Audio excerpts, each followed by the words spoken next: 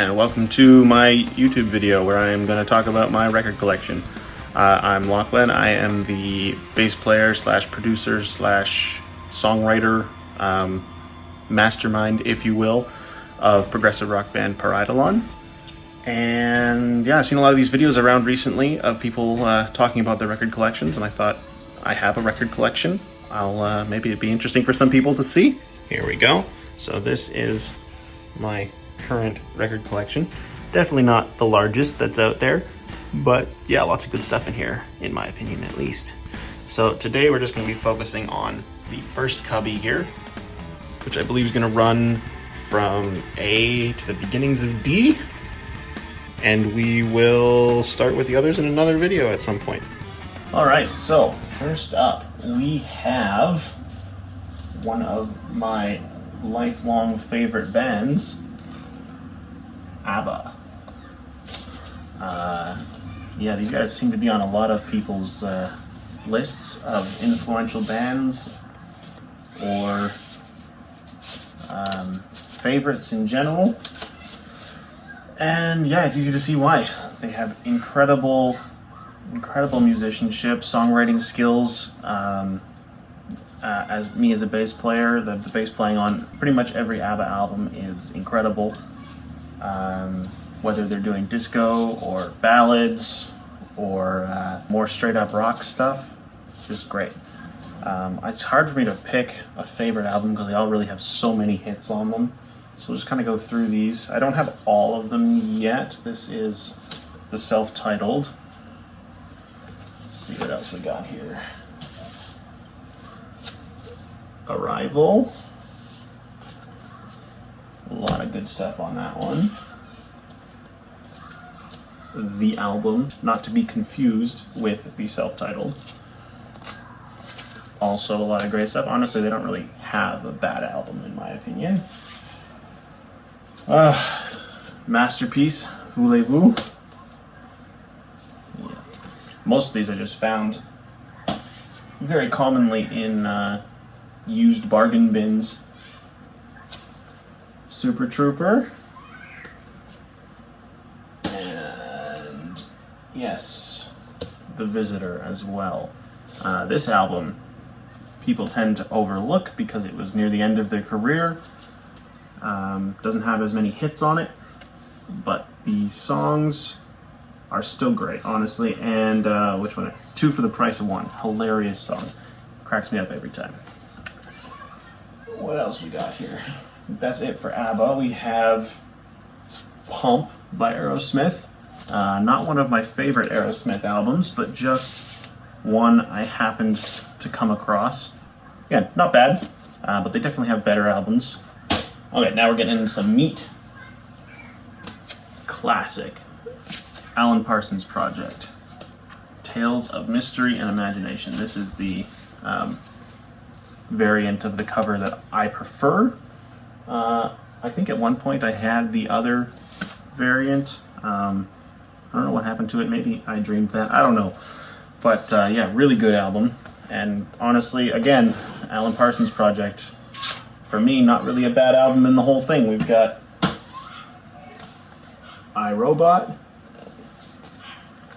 which was actually, title track was a practice song for us in keyboard class in college. Pyramid, honestly, this is probably my least favorite of their albums. It is still got a lot of good songs on it, but it, yeah, I don't know, it just doesn't resonate with me as much as the other ones do. Again, cool cover art though. We've got Eve, one of my favorites, but also has quite a few songs that I don't really like all that much. Mostly on the second side. You Won't Be There. Secret Garden also. I guess it's only 2 songs, that's not that bad. But yeah, the rest of it, Winding Me Up, definitely. That's like top 5 Alan Parsons Project songs for me right there. Super poppy, but just really catchy. Now we've got Turn of a Friendly Card here. This one, I think this is pretty much just a straight banger all the way through. Love it. Also their only album that has a sidelong song, and it's split up into parts. Doesn't seem like a full song, but they all follow the same story. They're listed as sections of the same song on the back. Now, this one is really just a combination of a bunch of their albums, but I found this at a garage sale. Had no idea it existed. It's a box set with 4 albums inside. I believe it has, yeah, iRobot, Pyramid, Turn of a Friendly Card, and Eve. But the cool thing is, inside, each album just comes in a little paper sleeve, but they have this really awesome artwork on it. And they're all different. So there's that one for iRobot. The Pyramid one is beautiful. This one's a little bit torn up, but look at that. So nice. So this was just a totally random find. I think it cost me $5, but I couldn't pass it up even though I already owned all the albums that it contained. It's just such a nice box set. Eye in the Sky. Again, brilliant album. A lot of pop stuff on here, but some prog moments for sure. Psychobabble, no, sorry, not Psychobabble. Mamagama, and where's the other one? Silence and I, for sure. My 2 favorite songs off of here. Okay, now this one, this was my favorite Alan Parsons Project album for years. Ammonia Avenue, probably their poppiest one. No real prog moments on here. No song over 5 minutes, it looks like. Oh, wait, no, Ammonia Avenue itself is 6.5, but still, it's not that much. Just so singable. Everything's so catchy on this album. But with time, I think it might have been overtaken by our next one. Vulture Culture. Probably nobody's first pick for favorite Alan Parsons Project album. But it has so many, actually, yeah, literally every song on this album I like. It's so good. And the instrumental, Hawkeye, is just, yeah, amazing. That saxophone in there. Now this brings us to Stereotomy, which I feel like this album started off so strong and just kind of fizzled out the longer it went. Still good, still worth having, especially for those first couple songs.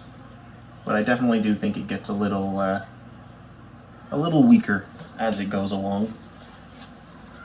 And the last Alan Parsons project I have, which I never thought I'd be able to get a copy of, but I managed to find it somewhere, is Gaudi, which, funny enough, actually introduced me to the building La Sagrada Familia, which is an incredible work of architecture. I don't know why I'd never heard of it before, since in high school I was an aspiring architect before I learned that I was terrible at math and went down the music path instead. There's a small little photo of it right there, just a truly captivating cathedral. But yeah, this album I really like. It's a shame that this was their last, but the title track, probably one of their more proggy songs, really great, and a bunch of other ones that are just catchy, good, fun songs. I wish that they had continued making albums in this sort of style, because it worked really well, to me anyway. I know this album doesn't get very good reviews from what I've seen, but you'll notice a theme here is that I tend to not agree with the accepted reviews and opinions on a lot of these albums. Okay, so this one, we're going way back in time here. All American Rejects, their third album, When the World Comes Down. My personal favorite of theirs, which is why it is currently the only one I have on vinyl. The rest I have on CD. This was really the band that started me being interested in music in the first place, which is kind of funny because I was never really much of a pop punk kid, like a lot of my friends were. But for whatever reason, these guys just really resonated with me. Maybe a bit of a guilty pleasure, but yeah, I'll still throw them on fairly regularly. I actually do think the album that came after this, Kids in the Street, is almost equally as good, much more unique and artistic. But there's a few stinkers that I don't like. This one is pretty much all the way through I enjoy. I think this one also is a fun color. Let's see. Yeah, look at that. Beautiful. Got quite a few of these colored and picture vinyls in my collection, which we will see as we go.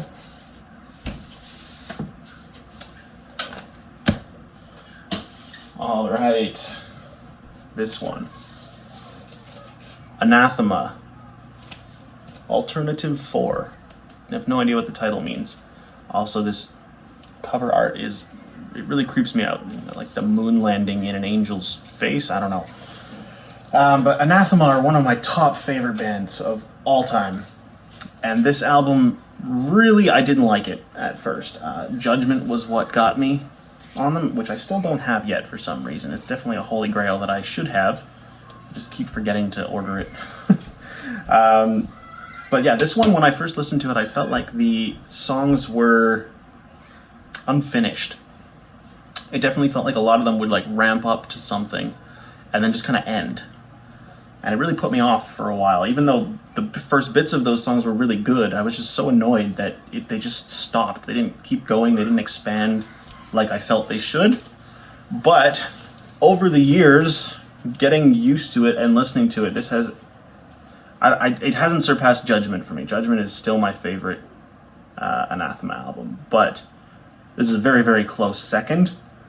I don't know if this was intentional by the band or not, but it definitely feels like that unfinished quality, that just stopping when things are about to get really good, like it's building up and then it just stops. It feels like that was intentional to me. It really creates an air of like uneasiness through the whole album, like you're constantly anticipating something, and it just never comes. Which kind of fits with the lyrical themes of a lot of these songs.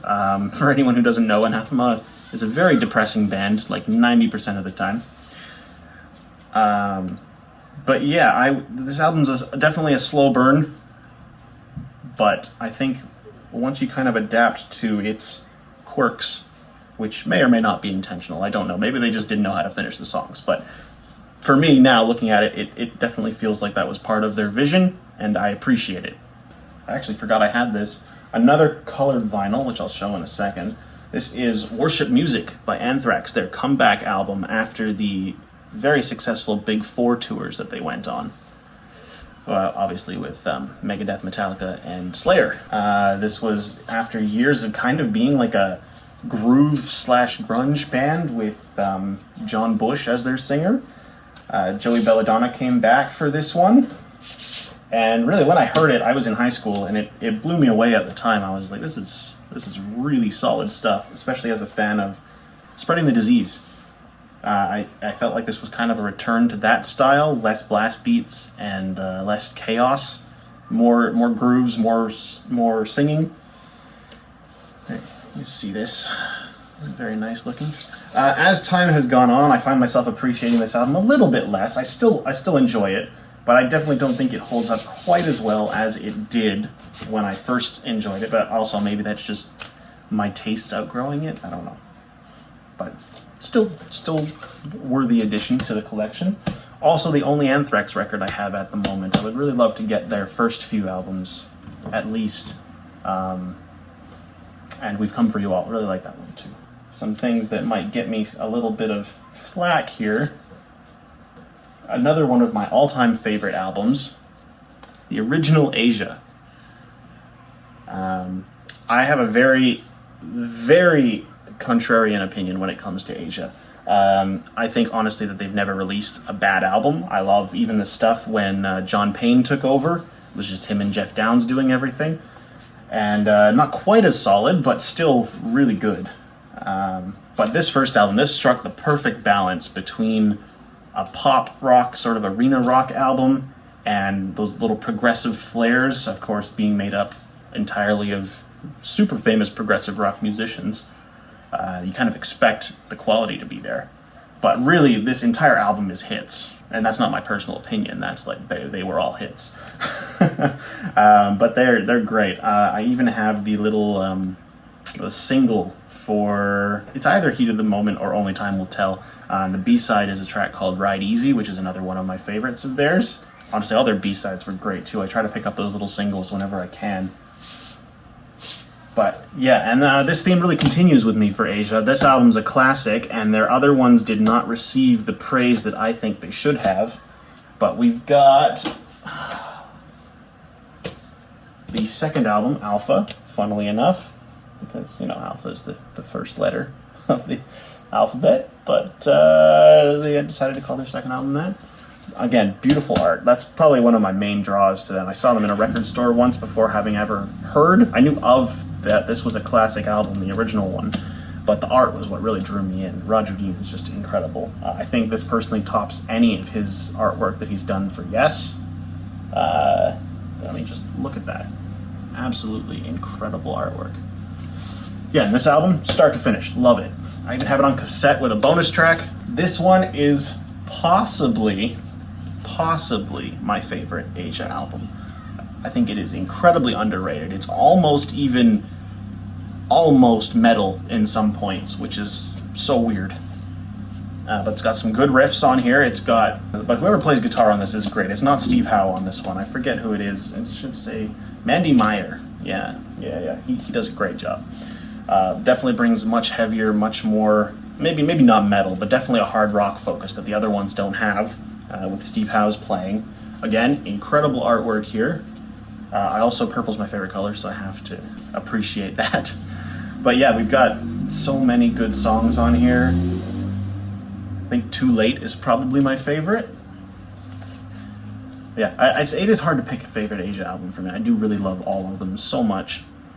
Unfortunately, I don't have any of the stuff with John Payne on record. It's very, very hard to find, even on CD. I don't think I have any on CD either. Someday I'll try to at least get Aura, which is my favorite one, and Aqua would be nice too.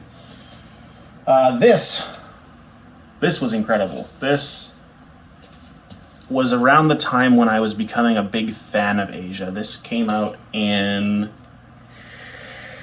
2012. Yeah, this would have been actually the same year that I bought their first album and listened to it for the first time. So this was really my Asia album, because they had done three or two other albums before this with the reunited lineup. John Wetton back on vocals and bass. And yeah, I'd never heard those albums before, but when this one came out, I thought this was their reunion album because I just didn't know anything about their other ones. I hadn't read anything about them, really. So I got this and I was like, damn, they still sound great. The songs on here completely hold up. And later on I did discover their other reunion albums, and they're also amazing. But this one has a special place in my heart forever. Also, funny story, this album is titled Triple X because it was their 30th anniversary. In my infinite wisdom, when I was ripping this to my computer and putting it in my iTunes library, I was looking for the album artwork because iTunes wouldn't pull it up. So I Googled Asia XXX. Did not find the artwork that I was looking for, to say the least. Alright, and we've got their final album, Gravitas, came after Triple X.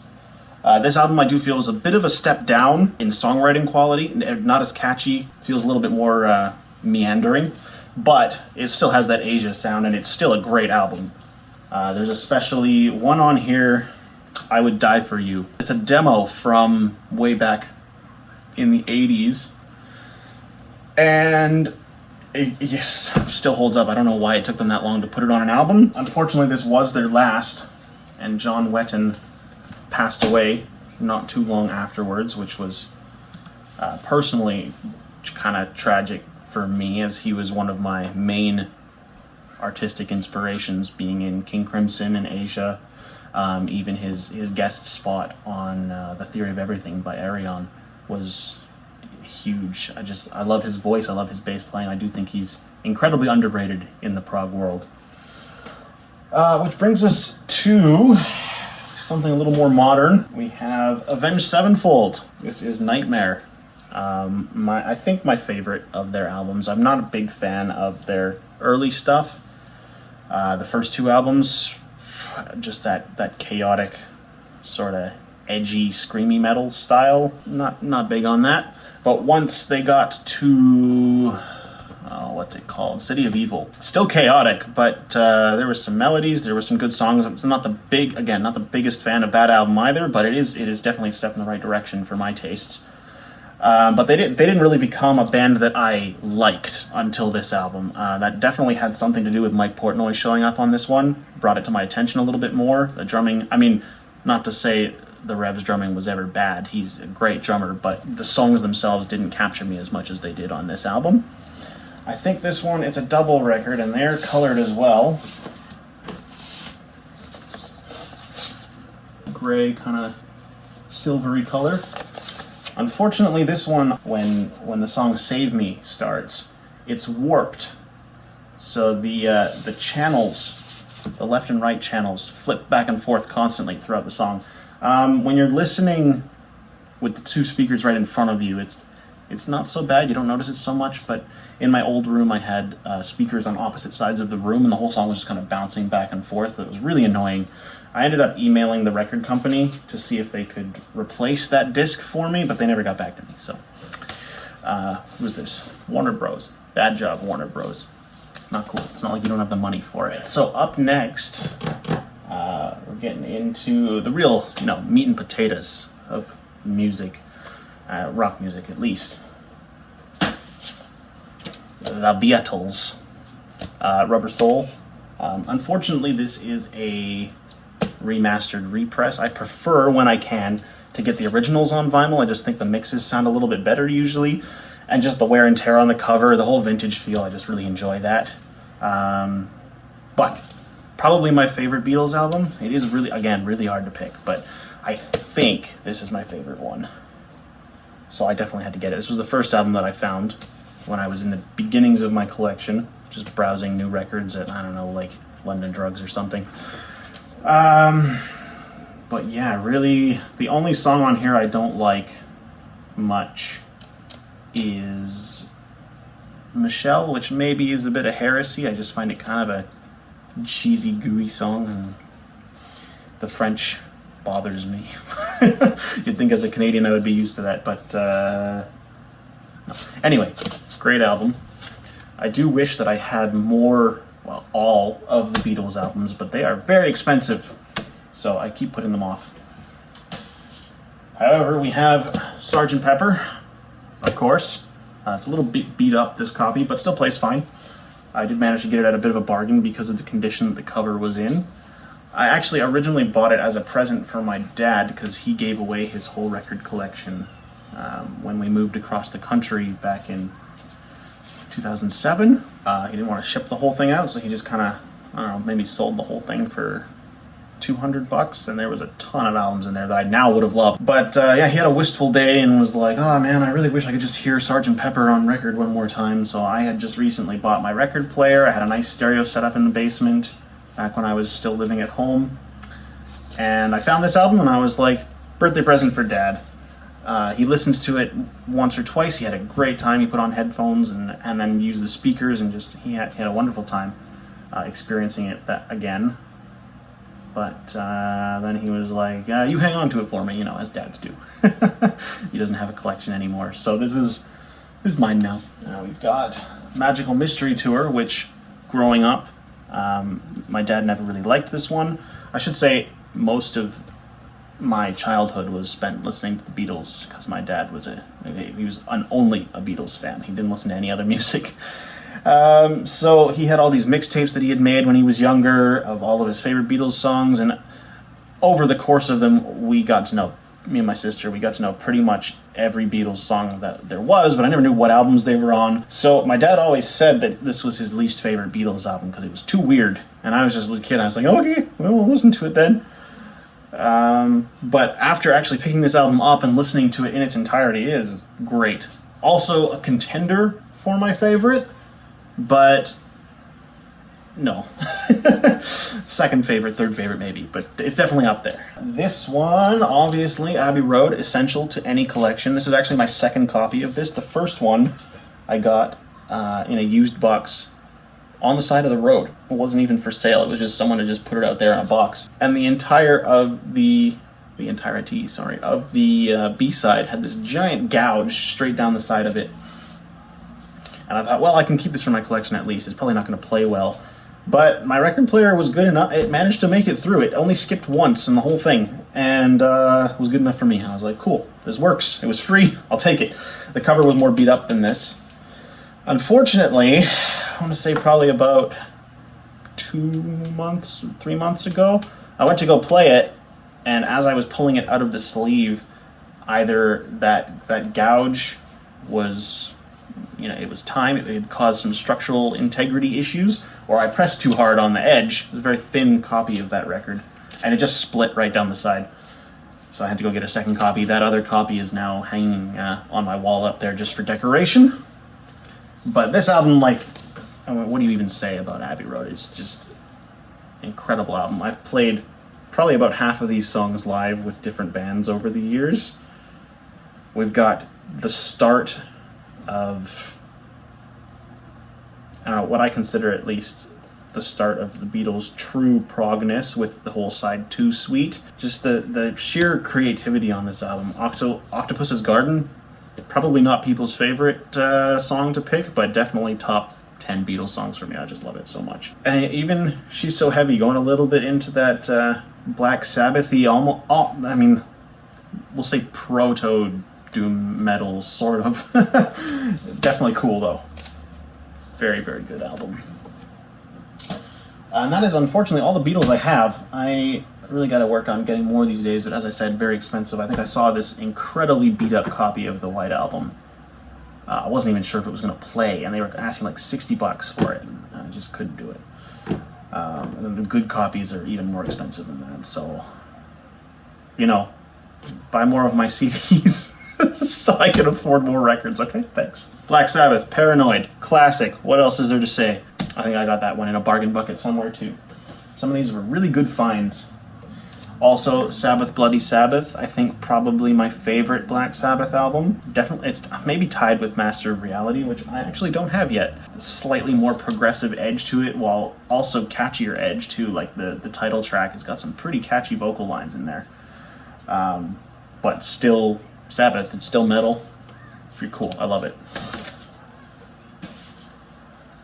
And, well, that's it. I thought I had more Black Sabbath than that, but I guess that's it. I should probably work on getting the others soon.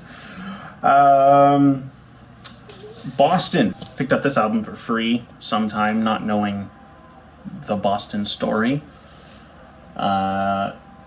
Immediately, recognized all of the songs. Again, another album that's pretty much entirely hits.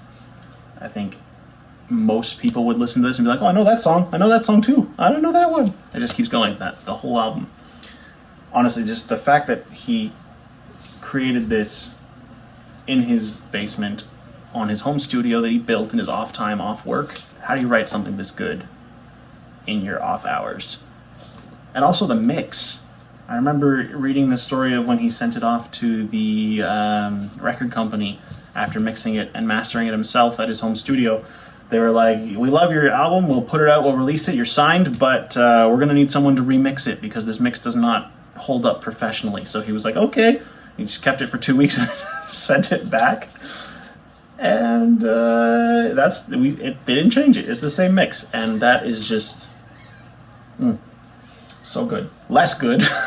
Their second album, still enjoyable. A couple hits on here, maybe. Don't Look Back, I guess, is really it. Again, good album, but nowhere near the first one. Nice cover art, though.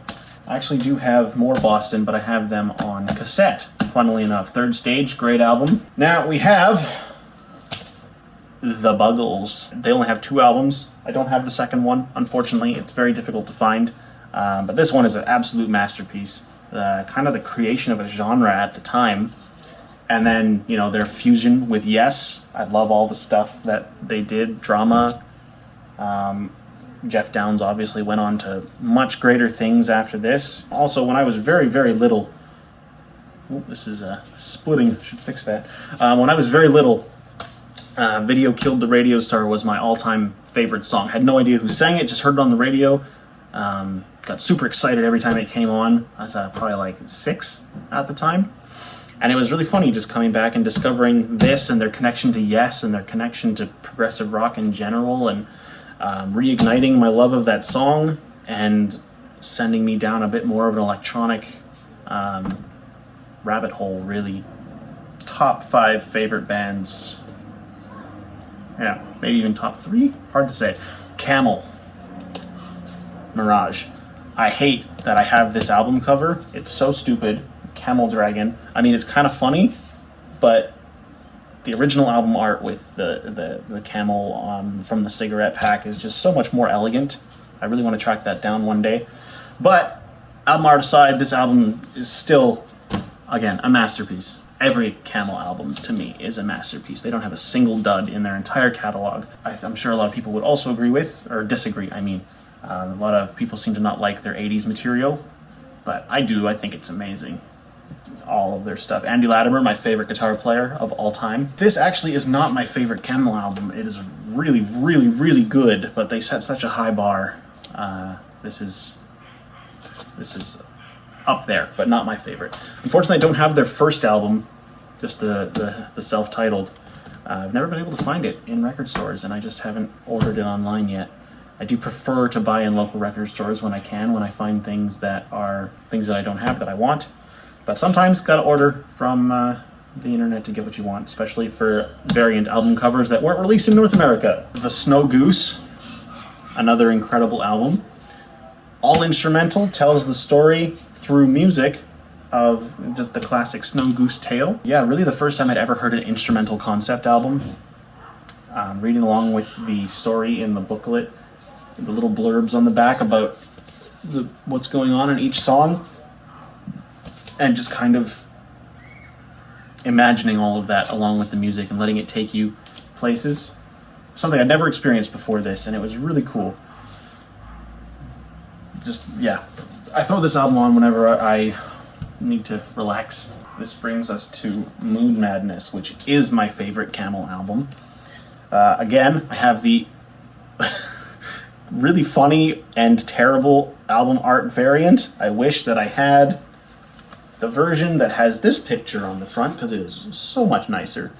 But instead we get this little camel in an astronaut suit walking on the moon, which again is hilarious, but just not on the same level. Some of you may know we covered Lunar Sea from this album on our last EP, just because it's my favorite Camel song and I wanted to do it, and we played it live a few times, so I was like, hey, let's record this. And yeah, again, every album or every song on here is just a hit, home run. These guys are on fire their entire career. Now we have Rain Dances, another. I mean, I'm going to keep saying this. Every album to me is incredible when it comes to Camel. This one has a few songs that I wouldn't call them duds. They're just not quite as interesting to me as the rest of them. But we've got Metronome, Highways of the Sun, Uneven Song, possibly my favorite from this one. And then all the instrumentals that are on here. Camel's really good at instrumental songs. That guitar playing is just out of this world. Now this album, I Can See Your House From Here, took me a while to warm up to. Didn't like it at first. Just nothing clicked. But funnily enough, the very disco-inspired "Your Love Is Stranger Than Mine" was what got me. Hooked me enough to listen to the album more, and over time, Wait is great. Obviously, the instrumental at the end, Ice, is just beautiful. But by the first few times I listened to this, by the time I got to there, my attention had already drifted. But over time, I learned to appreciate it. Not one of my favorites, but definitely still up there.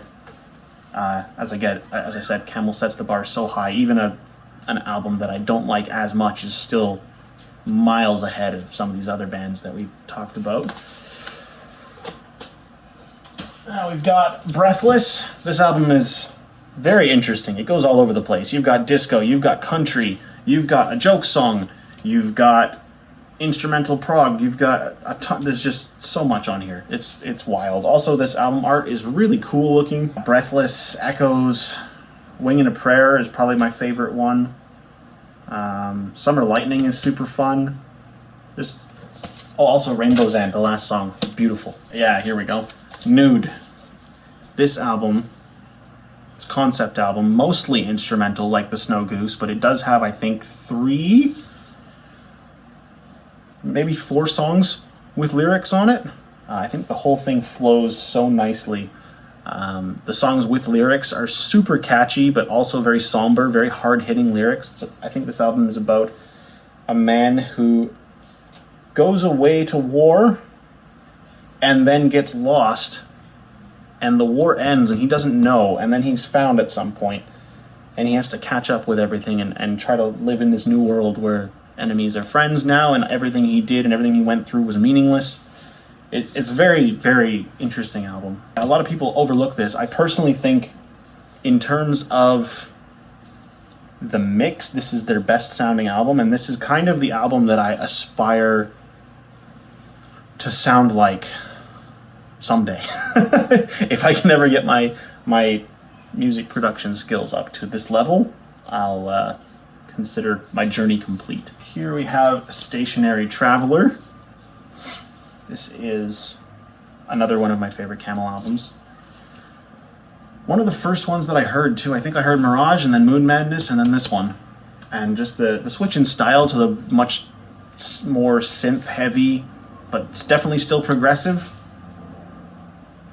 sound that they were going for on this album. There's no songs on here that I dislike. It's just a really, really solid album. The first side especially, you've got Pressure Points and Stationary Traveler, 2 instrumental songs with beautiful guitar playing. Then we've got Refugee, Vopos, Cloak and Dagger Man, all excellent songs. The second side's good too, but that first side. The Single Factor. Probably, if you asked any Camel fan, they would point to this one as their worst album, as the record company wanted another album out of them, but they were kind of done, and they were like, we don't want to do another album with you guys. But they were bound by contracts. They wrote a bunch of hodgepodge songs, a bunch of people involved with the Alan Parsons Project. Eric Wolfson, who runs that project, he co-produced a lot of the songs on this album. A lot of the singers who show up on Alan Parsons Project are on this album.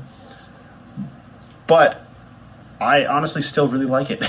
It's kind of all over the place. There's no consistency to the songwriting or to the instrumental themes or anything. It's just a hodgepodge of pop songs, but they're all really catchy.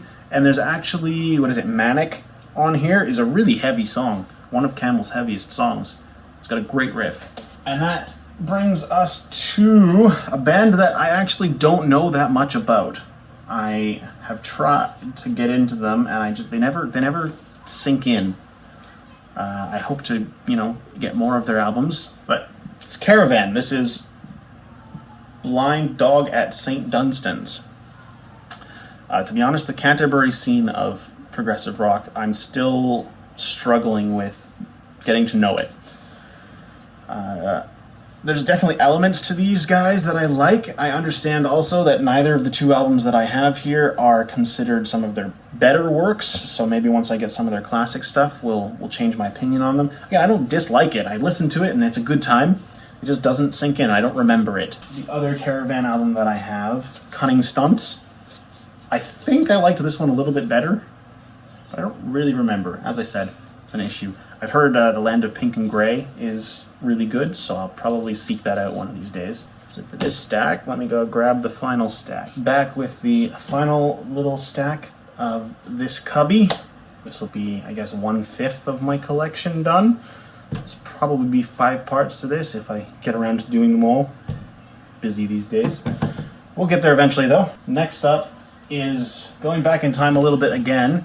Slightly after the All-American Rejects were my thing, I discovered these guys, Coheed and Cambria, the beginning of my progressive rock journey. Still a little bit of those pop-punk vibes in the early days. Kind of a classic.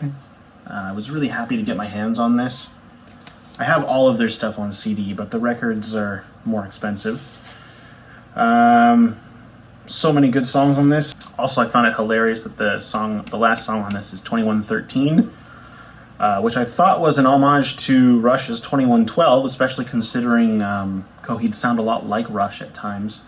But when this album came out, Claudio Sanchez, the frontman for Coheed and Cambria and songwriter, had never actually listened to any Rush, so that was a completely unintentional coincidence there, which is funny. This is No World for Tomorrow.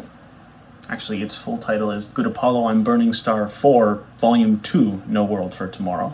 Unfortunately, I don't have Volume 1 yet. I was waiting for it to release for years, and I guess it did recently. Well, not recently, maybe a year ago, or 2 years ago, I don't remember. I just never managed to get it. I keep forgetting. Lots of Pink Floyd vibes on here, which was a little different for Coheed. A lot of people seems to not be super receptive to it, but I liked it a lot. This is their second album with a large side-long suite on it, this one being The End Complete. No World for Tomorrow, the title track, was one of the very first songs that I learned on guitar when I was very young. Didn't play it well, but I tried. I don't know if I'm going to talk too much about it because of the next one that's coming up. This is the Afterman Part 1 Ascension. A short album, because you'll see in a second. This was the first half of a double album that was released, I think, 6 months apart from each other. This is just the one that came out. Single, just a black vinyl, nothing super interesting. Just picked it up because it was cheap. I think it's cost me like $15. So I got that first, but then when the second half came out, they released this, which is one of the pride and joys of my collection. We have the box set of the Afterman, which is my favorite Coheed and Cambria album, or albums. This has both inside one silver vinyl, one gold vinyl, which I'll show in a second here. If I can open it safely. This was independently published by their own record company, and they did such a good job putting it together. It's a hardcover book, basically, with the vinyls in each cover, and then the book in the middle, which tells the story of the album. It's a very, very in-depth concept album, as all of their stuff is. But this one I find a little easier to digest because it's a standalone story. It's not part of their giant sci-fi concept. Well, it is, but it's not directly involved. It's kind of like a spin-off. We got some really cool art in here as well. The single art for the songs. Just a really, really well done package. And the whole story's laid out here. Makes the album so much more enjoyable than it already is, which it's very enjoyable. As I said, it's my favorite one. But then, yeah, we've got the gold vinyl here for the second half of the album, Dissension, and then we have the Ascension side. It's silver. Very cool. I'm so happy that I managed to snag this. They were a very limited production run. Pretty sure I pre-ordered it the first day, and then I had to wait at least 6 months for it to release, long after the albums themselves had released, but it was so worth the wait. Like, it's a chunky book. Beautifully made. Now we have the black sheep of their catalog, The Color Before the Sun. They just decided to drop their whole sci-fi concept and just do a one-off album where they sounded like an indie rock band. And it's great. I remember when this came out, a lot of people weren't down with it, but I think it's aged pretty well. Most people I see who are Coheed fans tend to appreciate it now. It's really cool album artwork here. All these songs are so catchy. Still a little bit of a prog vibe on Atlas or Peace to the Mountain, which is my favorite track off here, I think. It's just a nice, solid album, not bogged down by their large concept. Lyrics about more relatable things. Claudio becoming a father, his issues with his wife. Now we have something much more obscure. Curved Air, their probably best album, Aircut. Not a very good name, but it's a nice album. Sonia, I forget her last name, but she's the lead singer of Curved Air. One of the very few original prog bands that had female singers, along with more, which we'll get to later. But yeah, Curved Air, great band. I was searching for this album for so long, and I actually only managed to find it I think sometime last year in a bargain bin. I was very surprised to see it because it is a pretty rare find. Just a rare band in general. Not a lot of people know these guys, from what I've experienced anyway. Slightly less good, but this one I've had for a long time. This one is, this is always so hard. Air Conditioning. I mean, of course they were going to name an album Air Conditioning when they're called Curved Air. You have to. It just has to be done. This song, a lot of good stuff on here still. We've got Sonia Christina, that's her name. I follow her on Twitter. I don't know why I don't remember that, but she's really great. She's still great. And really funny on Twitter, too. Yeah, Francis Monkman. He is the main songwriter for this band, and you might know him from the recent controversy where Jeff Downes from Yes used an old track of his by accident for their new single, The Ice Bridge. Just a funny little piece of trivia. They've worked it out. It's all good. He has credit on the song now. But yeah, it's just a funny coincidence. Everybody seems to end up in Yes at some point. This is a more recent addition to both my collection and my musical taste. Death, Spiritual Healing. I'm not really a death metal fan. The chaotic riffs going constantly, the blast beats, the screaming, doesn't do much for me. But these guys, in particular this album and the one that came before it, Leprosy, which is funny, a lot of people would assume that I would like the proggier works that they did later, which I do, but this one especially, and Leprosy, the one that came before it, with this colorful artwork like the early Megadeth albums, this just screams the kind of vintage metal vibe that I loved. I love the production on them, even though, especially on Leprosy, it's not that good, but it has character. And yeah, I really, really like those two albums, at least. The rest I do like as well, but I wouldn't put them in a favorites list. Death Angel. I think they were all under 20 years old when they made this album, I believe. It was just crazy. But they're so wacky, this band, in their early days. They've got the song Bored on here, which is just hilarious. They've got Confused, which is a confusing song, but probably my favorite on this record. They are a thrash metal band, but they don't sound like a thrash metal band a lot of the time. They were very creative, very adventurous, and I do think, well, we'll get into that in a second, but I do think they lost some of that over the years.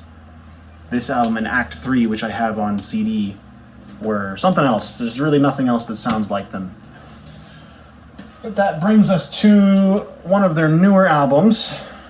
I should get more of these guys on vinyl. For a long time, they were my favorite band. But I outgrew them a little bit. I still very much enjoy them. But their newer stuff lost me a bit. This is The Dream Calls for Blood. Excellent artwork. This kind of works as a sequel album to Relentless Revolution, or Relentless Retribution, one of the two. Yeah, that album was a really good mix of catchy hooks, great riffs, and the more aggressive style that they were starting to experiment with, a lot more screaming rather than singing. But Mark Osegueda's voice, he has this weird talent to be able to scream notes. So he screams through a lot of the songs on that album, especially the one before this, and he's still singing, and it's really cool. I love that sound. But on this album, he sticks to just more screaming. And this is still a good album. I still like this one. It's a couple after this where they really started to lose me. But this one is still solid. I have a poster that it came with hung up on my wall over there. But I do wish they would go back to that more adventurous style they had in their early days rather than, just straight up thrash chugging. I'm not sure how many people actually know about Chris de Burgh, falling sort of in the Alan Parsons spectrum, where it's not quite pop, not quite prog. I think the only song people would know of his is Lady in Red, usually, and that's really not a good representation of his catalog. On this album, this was his first album, Spanish Train and Other Stories. Every song is great. He has a real talent for storytelling in his lyrics. Every song is a actual story, like a whole concept album condensed into a little short 5-minute song most of the time. He just conveys emotion really well. We've got a little bit more. This one, Far Beyond the Castle Walls, also a great album. Nothing really sticks out to me on this album, but I do enjoy just listening to it front to back. Possibly my favorite of his, we get into the 80s, The Getaway. So many good tracks on here. Don't Pay the Ferryman, The Getaway, Ship to Shore, that's a good one. But the little suite that he has at the end here, The Revolution, Light a Fire, and Liberty, the last 3 tracks on the album, they all flow together. I think they make about a 9-minute song. So he does have prog influences now and then. This is not the first time that he did that. I just don't have those other albums yet. But yeah, I really want to do a cover of those with Pareidolon one day, because incredibly overlooked artist with a lot of really good songs. I think this is the last album of his that I have, Man on the Line, also the 80s. The production on this is much more 80s, like you listen to it and you're like, yep, that's the 80s. But good songs, very catchy still. The Sound of a Gun is probably my favorite one. It's a sad song, but it's still catchy. Man on the Line is good. High on Emotion, there's a lot of good songs on this album too. Classic here, Machine Head by Deep Purple. Again, I don't know what else to say about this album. Like, if you don't have this in your record collection, what are you doing? Just it's a great album. I need to get more Deep Purple. I don't find their albums very often. It's usually just this one, which is, I mean, this copy's pretty beat up, but it still plays well. Another classic that I think everyone should have, Holy Diver by Dio. May he rest in peace. We also have The Last in Line by Dio. Not quite as good as Holy Diver, but still classic. Sacred Healing. To be honest, I think I've only listened to this one once. Sacred Heart, sorry, not Sacred Healing. Getting confused with death. Yeah, I should listen to this again. It's been a while. Don't really remember it. Got this as well. Picture disc of one of his later albums, Master of the Moon. It's kind of hard to see with all that glare. But yeah, a lot of Dio's catalog I find repetitive. His way of writing songs is very formulaic, as much as I do love his voice. His first few albums, really solid, of course, classic. But after that, it kind of just got old. His style, to me, just repetitive. In small bursts, listening to random songs, still enjoy it.